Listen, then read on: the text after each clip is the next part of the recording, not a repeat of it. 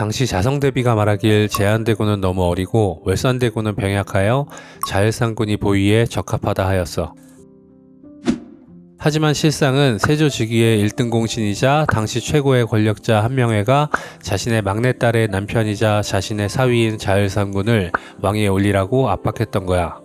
자성대비 입장에서도 당대 최고의 권신 한명회에 줄을 대는 것이 현명하다 판단했을 거야.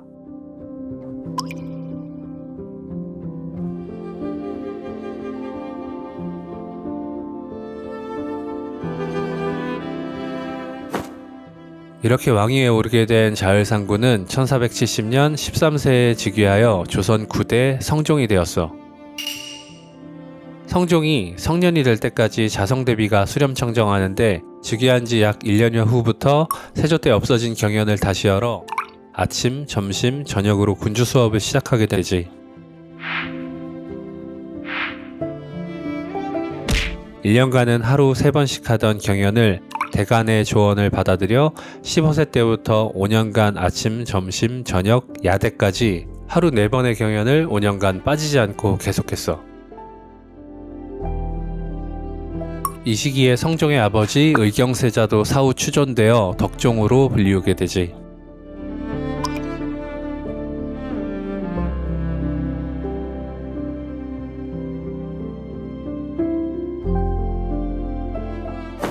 성인이 되어 통치를 시작한 후에도 재위 내내 대간들의 비판을 잘 수용하여 현명하게 나라를 이끌었지.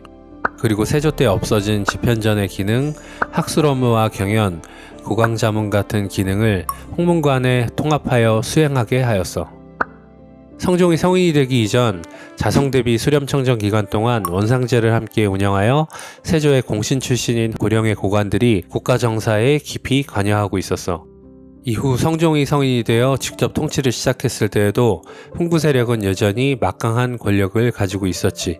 이에 성종은 훈구 세력을 견제하고 왕권 강화를 위해 김종직으로 대표되는 사림 세력을 3사로 등용하여 언론기관을 중심으로 정치에 참여시키기 시작하지. 이 살인파의 뿌리는 여말선초 신친사대부들 중 조선건국을 반대하고 고려를 유지하자던 온건파 정봉주에 두고 있는데, 그의 제자인 길제는 스승이 처참히 살해되고 조선이 건국되자 관직을 버리고 고향으로 내려가 제자들을 양성했어.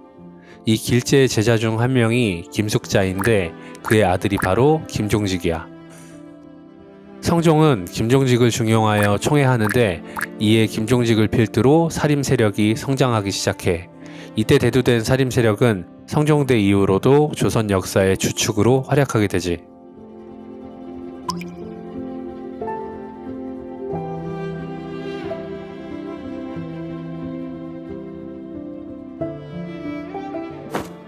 성종은 25년간 재위하였고 당시 조선시대 사대부들 사이에서도 세종과 함께 묶어 성군으로 불리웠는데, 특히 앞서 7대 세조가 시작한 조선의 통합법전, 경국대전의 보완 작업이 성종 16년인 1485년 완성되어 반포된 것이 현세의 그의 가장 큰 치적으로 대중에 많이 알려져 있어.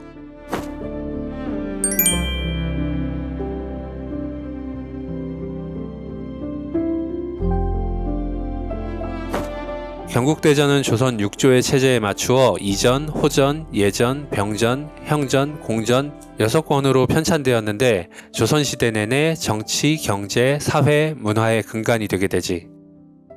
그리고 특히 세종 때부터 이 성종 때까지 많은 서적들이 편찬되는데, 이 서적들을 통해 왕실의 운영과 예법 그리고 통치체제를 정리했으며 지리학, 천문학, 농경학, 의학 등을 연구하고 집대성하여 나아가선 백성의 삶을 이롭게 하였고 조선 전반엔 유교윤리를 보급했어. 성종은 한명회의 막내딸인 공해왕후 한씨와 왕이 되기 이전에 혼인하였는데 이후 6년 동안 둘 사이에 자식이 없었어. 이에 자손을 낳아줄 후궁을 들이는데 1474년 조광지처인 왕비 공해왕후가 죽자 당시 임신 중인 수기 윤씨를 두 번째 왕비로 책봉하였고 윤씨는 같은 해 세자를 낳았어.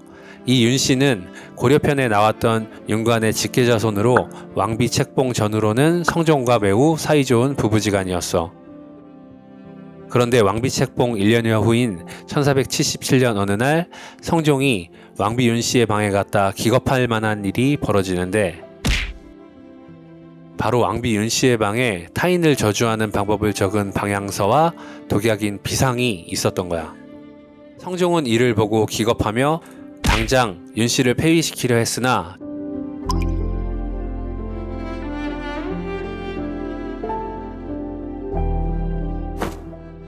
조정 대신들의 만류로 폐위시키지 않고 넘어가게 되었어.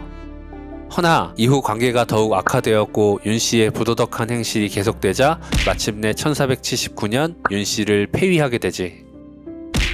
그리고 이 폐비 윤씨가 왕비로 책봉된 1476년 낳은 세자가 성종 사후 왕이 되는데 바로 조선의 10대 왕이자 폭군하면 가장 먼저 떠오르는 상징적인 인물 바로 연산군이야.